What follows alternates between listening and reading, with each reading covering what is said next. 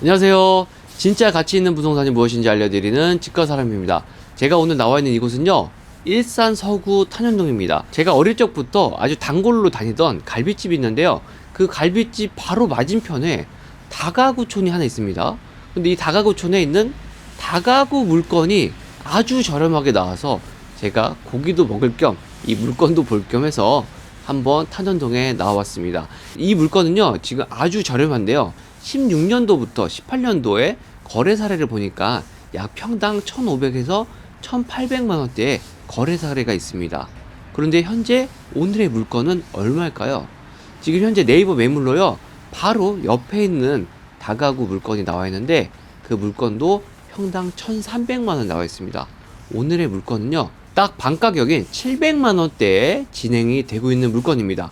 너무 저렴해서 제가 보러 나왔습니다. 그리고 이 물건 같은 경우에는 방이 17개다 보니까 40만 원씩만 맞추게 되면은 약 700만 원의 월세 수익이 나오고요. 전세로 돌리면 방 하나당 5천만 원씩 계산을 하니까요, 8억 5천 정도가 나오더라고요. 그러면 지금 5억 9천이니까 완전히 풀피 아닙니까? 여러분, 이런 투자를 원하시지 않으세요? 이런 물건은요, 부동산 경매로 만나실 수밖에 없습니다. 일반 매물은요, 너무 비싸요. 바로 옆에 있는 물건도 같은 평수에 거의 대부분 같은 조건인데도 불구하고 10억 7천에 지금 매물이 나와 있는 걸 보면은 경매로 사면 아주 저렴하게 우리가 살 수 있다는 걸 알 수가 있습니다. 궁금하시죠? 그럼 지금부터 가보도록 하겠습니다. 가기 전에 구독과 좋아요, 알람 설정 부탁드리겠습니다. 가시죠.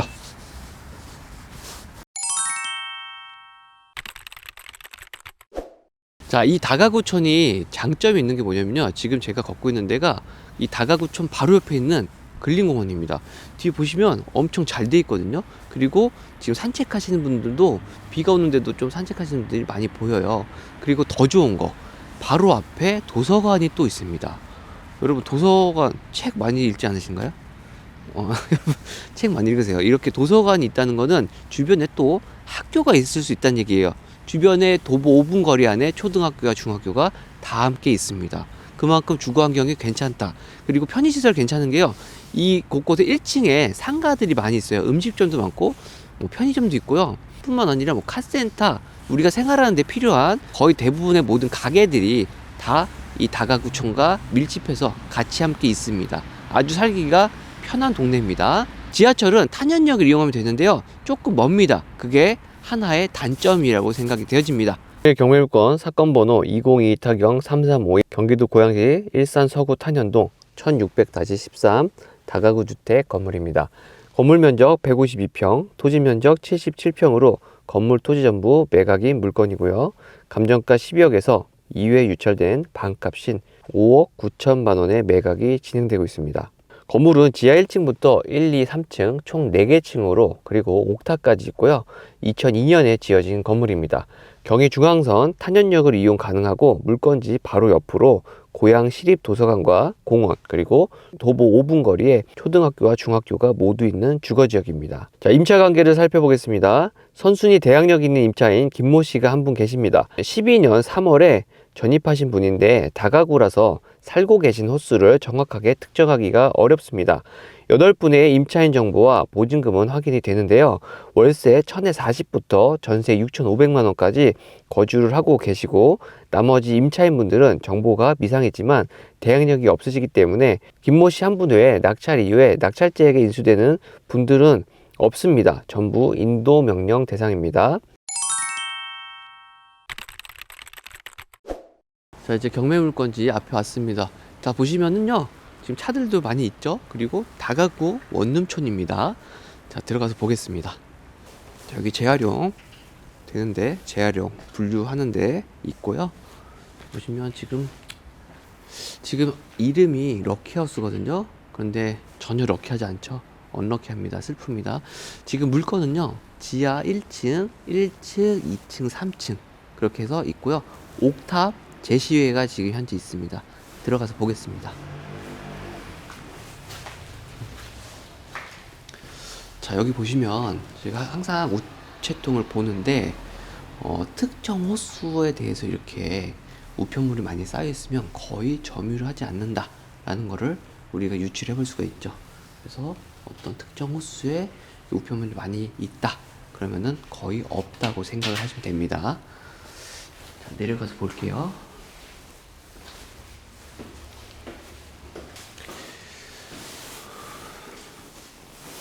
자, 각 층마다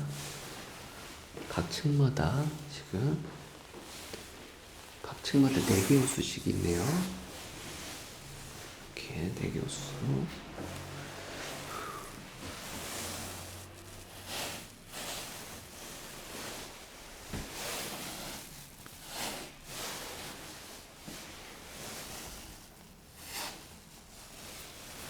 내가 이렇게 문고리를 만지는 이유는요, 바로 먼지를 통해서 점유약이 있는지 없는지 확인하기 위해서입니다. 위에도 볼게요. 자, 여기는 1층입니다. 지금 1층 일부 타일이 지금 빠져 있네요. 등 들어오고요. 그런데 여기 보니까 현재 난방기기 고장으로 집을 비워놨다고 합니다. 그래서 전화 달라고. 지금 경매가 진행 중이니까 채무자한테 연락을 해도 뭐 난방기 고쳐주겠습니까? 자기가 세입자가 고친다고 한들 받을 데가 없으니까 제가 봤을 때 그냥 나가 있는 상태인 것 같습니다. 채무자가 관리를 안 하고 있는 것 치고는요, 지금 상당히 건물은 양호합니다. 깨끗해요. 뭐 쓰레기도 전혀 없고요. 깨끗합니다.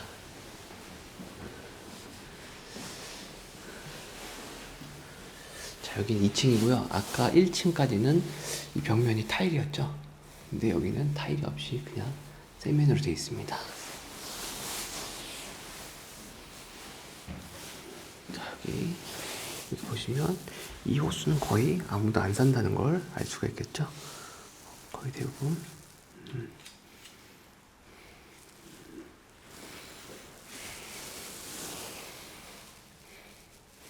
법원에서도 막 오고요. 법원에서 많이 왔습니다, 지금.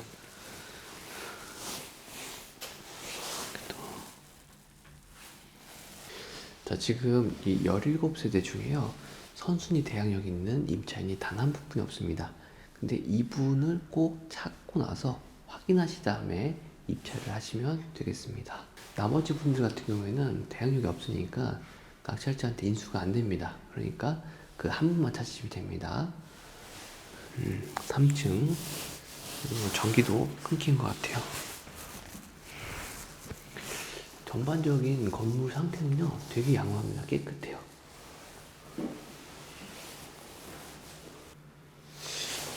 자, 여기도 법원에서 왔는데 여기는 서울 북부에서 왔어요. 자, 마지막 옥탑 부분입니다. 지금 3층까지 봤고요. 옥탑에 제시가 있다고 해서 지금 한번 살펴보러 왔습니다. 자, 옥상 부분입니다. 옥상. 여기 보시면 일단 뭐 수리를 한 흔적이 있어요. 그리고 계량기 함이 뭐 이게 다 너덜너덜 빠져 있네요. 지금 여기 옥상인데 한번 나가 보도록 하겠습니다. 여기를 어떻게 제시를 만들었을까? 자, 여러분, 이게 옥상 부분을요, 호수를 지금 보니까요, 그 현황조사서에서는 여기를 한 세대로 본 것 같거든요. 근데 지금 보니까 이게 2세대입니다. 2세대. 402호가 있고요. 여기 402호. 여기 문짝도 없어요, 지금. 좀 무섭습니다. 지금 되게 무서워요. 실제로 와보시면. 막, 도배도 하나 안 돼 있고요, 지금. 등도 안 달려 있고, 조금 무섭습니다. 화장실은 그냥 아주 그냥 펼쳐져 있고요. 그냥. 뭐 세면대도 없고 그냥 변기만 하나 있고, 뭔가 수리의 흔적은 보입니다. 수리를 하다가 만 것 같아요. 여기를 개선 수리를 하려고 하다가 지금 채무자가 경매에 나간 것 같아요. 그래서 그냥 버려둔 것 같습니다. 상황을 보니까. 여기 지금 층고가 엄청 낮죠. 층고가 엄청 낮죠. 여기가 옥탑 부분이라서 그렇습니다. 방 하나, 거실, 큰 거실에 방 하나 있는 그런 구조로 되어 있습니다. 원룸.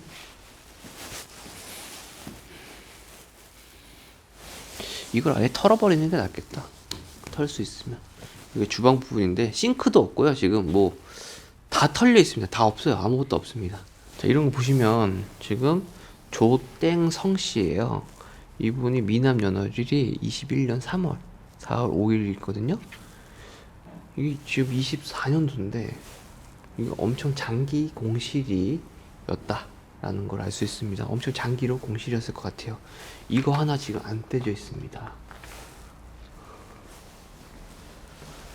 자, 그리고 옥상 부분은요, 여기 보니까 크랙이 엄청 많아요. 지금 다 벗겨졌습니다. 여기가 많이 벗겨졌네요.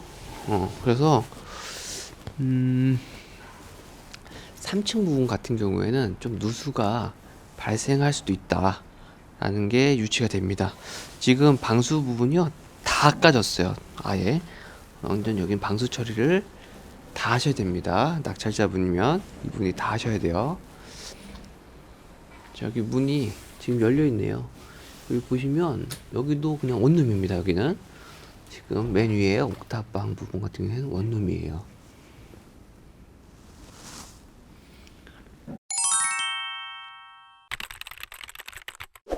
자, 권리 분석을 해보겠습니다. 2012년 9월 25일 농협자산관리의 근저당권이 말소기준 권리입니다.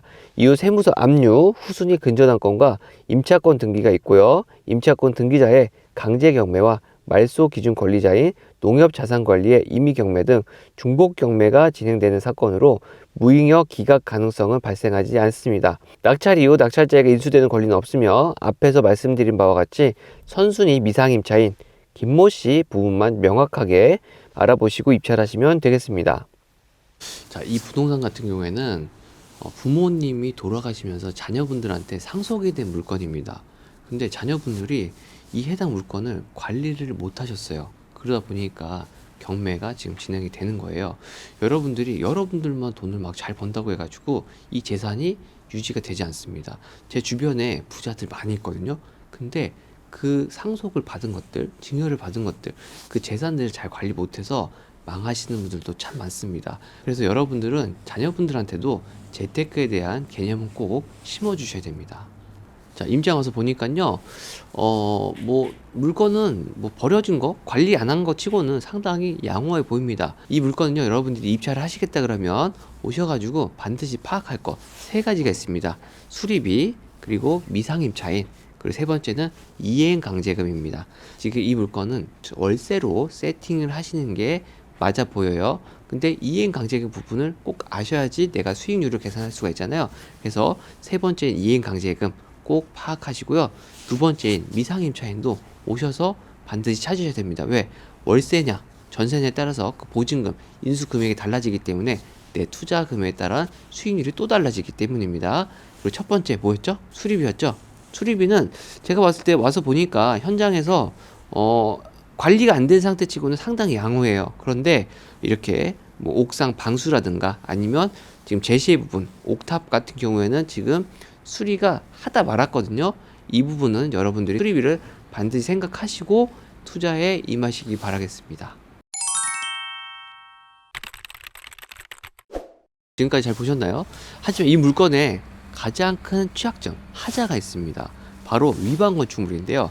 다가구촌에는 거의 대부분 위반 건축물, 건축물 대장상에 위반 건축물 딱지가 다 조금씩은 붙어 있습니다. 그런데 이 해당 물건은요, 위반 건축물의 내용이 상당히 큰 면적을 차지합니다. 건축물 대장을 보면 각 1층마다 한 가구씩 되어 있는데요. 해당 물건을 살펴본 결과 지금 한 가구가 아니라 4가구씩 쪼개져 있습니다. 그래서 지하층부터 3층까지 4가구씩 4, 4, 16이죠. 그리고 맨 위에 한 호수가 있는 것 같아요, 지금. 그래서 17세대로 현황이 파악이 됐습니다. 그런데 만약에 이 물건이 나중에 내가 산 다음에, 지금은 위반 건축물 아니니까 괜찮다고 해도 나중에 내가 이거를 관리하는 도중에 위반 건축물로 적시가 되면 그때는 어떤 문제가 생길까요? 제 지인 얘기를 한번 드릴게요. 이태원 참사가 최근에 있었죠. 그 이후에 바로 위반 건축물 실태조사가 나왔었습니다.